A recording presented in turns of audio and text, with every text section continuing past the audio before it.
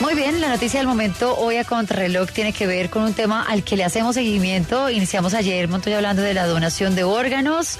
Les contamos a propósito del panorama en cifras que tiene actualmente nuestro país. Les decíamos ayer junto a Paula Bolívar que las cifras de donación de órganos lamentablemente en el país han disminuido mucho.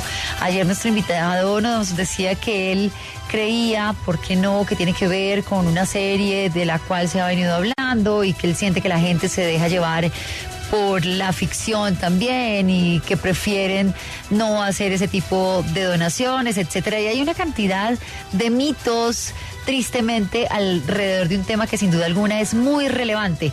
Ahora, ayer, Camila Conca, con las buenas tardes, quedaron planteadas muchas preguntas y muchas dudas que tienen que ver con la donación de órganos.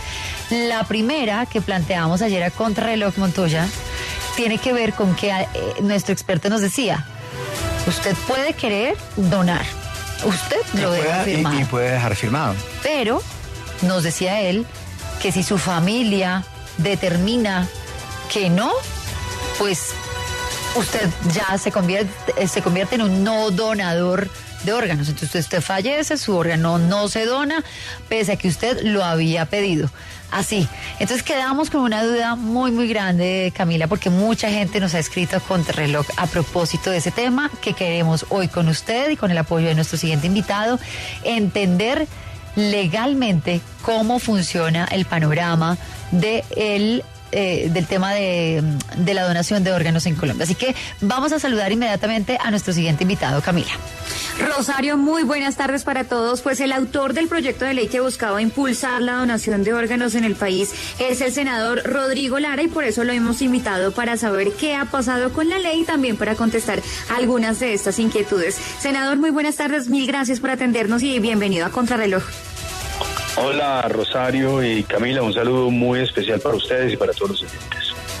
Muchas gracias, senador. ¿Usted cree que la ley sí ha cumplido su cometido? Pues mira, Camila, a ver, esta ley existe desde 2017. Colombia, segundo, es un país con una tasa de donación voluntaria muy baja.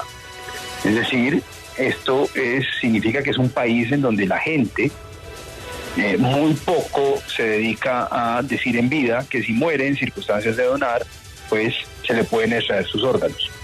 Hay países que tienen una tasa de donación voluntaria, es decir, en vida tú dices, quiero donar mis órganos, si es posible. Es decir, si muero, por ejemplo, por un impacto de bala o en un accidente en donde el cuerpo sigue funcionando, pero tienes ya decretada la muerte cerebral.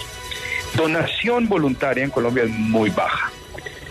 ¿Eso qué significa básicamente? Que hay muchísima gente muriéndose porque no encuentra un órgano y muchísima gente en una lista de espera, esperando ese órgano con mucha ansiedad y mucha angustia y familias sufriendo. Y en tercer lugar, muchísima gente, por ejemplo, conectada a una diálisis. Entonces, en 2016, cuando yo llegué a la Cámara por primera vez, le dije: tenemos que sacar una ley que mejore la donación de órganos para salvar vidas. Ante la baja decisión voluntaria de donar órganos, nosotros decidimos entonces que había que hacer algo radical. Y dijimos, cuando muera una persona sin haber manifestado que no quiere ser donante y muere en esas circunstancias que son escasas, la familia ya no podrá oponerse a la extracción del órgano. Porque en Colombia teníamos antes de esa ley una tasa de donación voluntaria muy baja y otro factor, y es que llegaban las familias al hospital y le decían, mire, su familiar murió por ejemplo, en un accidente de tránsito.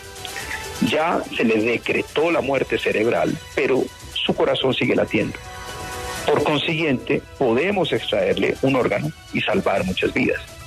Y muchas familias, un poco por una mala comprensión de la religión, una mala comprensión de lo que significan los textos religiosos, la resurrección, y por prejuicios se oponía a esa extracción del órgano. Y después de una discusión muy amplia con la iglesia, con filósofos, con médicos, con personas en listas de espera, que íbamos a tomar una decisión clara y radical. Sí. Las familias no podrán oponerse más a la extracción de esos órganos. Esa ley, muy innovadora, producto de una decisión política clara, es una ley que hoy se está replicando en Inglaterra y se está replicando en Suiza, por ejemplo, como los dos últimos casos que yo conozco. Sí, senador, pero si alguien dejó claro en vida que sí quería donar sus órganos y ya al momento de morir la familia, pues en medio de su dolor dice que no quiere, ¿ahí qué pasaría? Ahí no hay tutía, ahí no hay nada que hacer. Y con menos razón, si el señor dice en vida que quiere donar, pues ¿quién se puede oponer? ¿Quién es el dueño de los órganos? ¿Sus hermanos? ¿Su mamá? ¿O él? Y él dispuso por escrito que quería donar sus órganos. ¿Cuál es el problema en Colombia? Que hay muy poca gente que hace eso, muy poquita. Si tú comparas con Argentina, si tú comparas con España, con Estados Unidos, hay muy poquita gente que deja eso por escrito en vida, que se registra como donante activo. Lamentablemente, es un problema pues, que tiene muchas aristas culturales, en fin. Por eso dijimos, miércoles, yo necesito salvar vidas. Sí.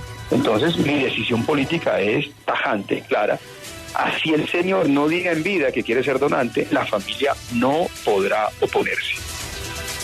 Esa es la ley que sacamos en 2017. A ver, senador, pero aquí lo importante yo creo que es hacer énfasis sobre todo en un tema que resulta determinante y es, ahí está la bolita, yo creería, porque muchas personas nos han escrito desde ayer hablando justamente de esa parte de la norma que pareciera no se está cumpliendo a cabalidad, porque muchos dicen sí, pese a que esa persona en vida manifestó que quería donar órganos, a la final pareciera que no se hace realidad porque alguien de la familia determina que no.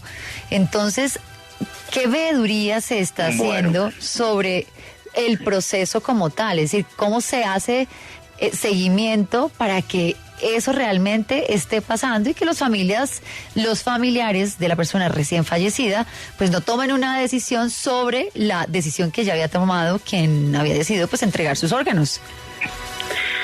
Uy, mira, esa es una ley que tiene que aplicarse de manera muy sutil y con mucho tacto, y eso le corresponde al médico. Es una situación difícil para el médico, porque, a ver, tú estás conjugando una obligación legal con el duelo y el dolor de una muerte, y de alguna manera con la superstición de una persona respecto de lo que significa esa muerte o su interpretación o su entendimiento de la religión.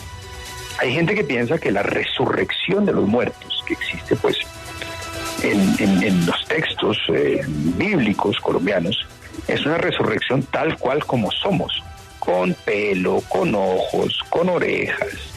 Y pues eso no es así necesariamente.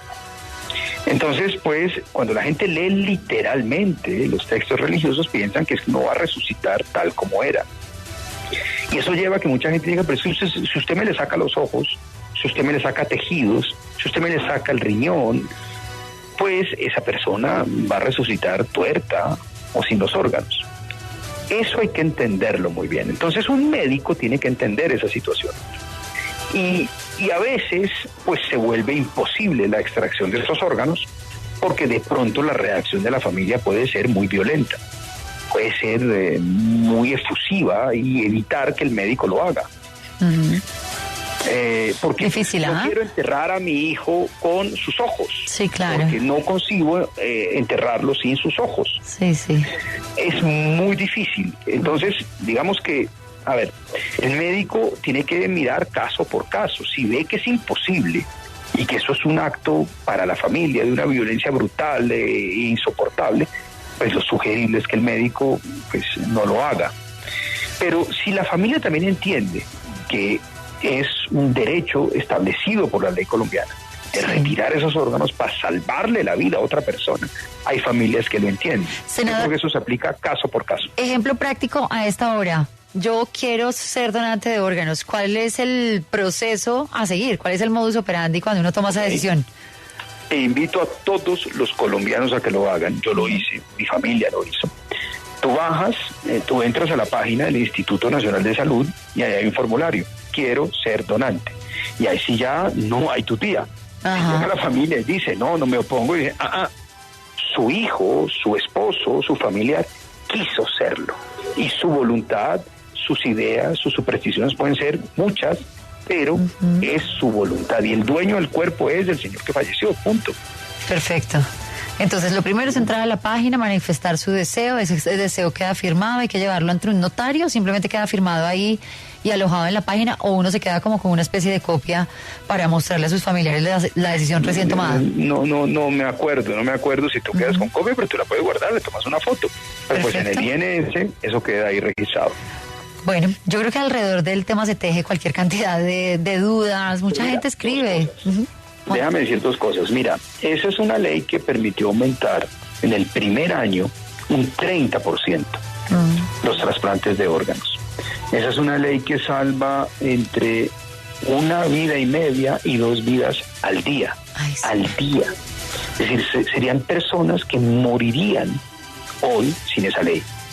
Y aceleró, por supuesto, mucho los turnos de la ley de la lista de trasplantes o de posibles trasplantados. Es una ley que ha hecho muchísimo bien, pero pues es una ley que debe implementarse con otros factores. Ordenó además la lista de acuerdo con el tipo de urgencia que tiene la persona, la compatibilidad.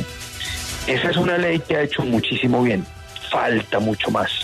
Falta que los hospitales de alguna manera implementen prácticas médicas o protocolos que no desconecten tan rápido a la gente cuando tiene muerte cerebral. Hay que hacer también o tomar muchísimas medidas para que cuando una persona muere en un lugar donde no hay una persona que necesite ese órgano pueda transportarse rápidamente. Pero eso ya no es del ámbito de la ley, sino del ámbito de las autoridades de salud de un país, de la reglamentación y de la implementación de la ley. Sí. Y mi mensaje es, miren, hay una serie por ahí en Netflix muy popular, colombiana, sobre tráfico de órganos. No se dejen llevar por eso, por Dios. Mire, donar es el acto más hermoso, uno de los actos más hermosos que uno puede hacer en vida. Es decir, yo, con mi cuerpo, cuando yo muera, mi cuerpo va a servir para darle vida a otra persona. Y yo creo que eso es lo que lleva al cielo y eso es lo que lleva al paraíso a una persona. Dar es mejor que recibir. Sí. Y si tú das vida, tú das todo.